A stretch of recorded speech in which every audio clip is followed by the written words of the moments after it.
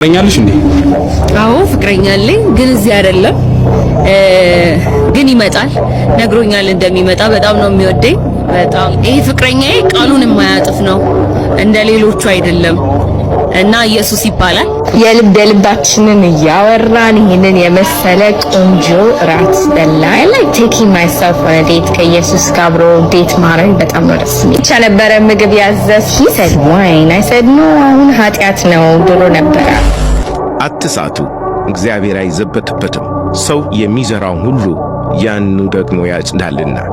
የጥበብ መጀመሪያ እግዚአብሔርን መፍራት ነው፣ ቅዱሱንም ማወቅ ማስተዋል ነው።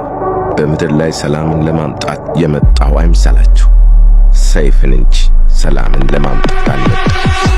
ሰውን ከአባቱ ሴት ልጅን ከእናቱ ምራትንም ከአማቷ እለያይ ዘንድ መጥቻለሁ።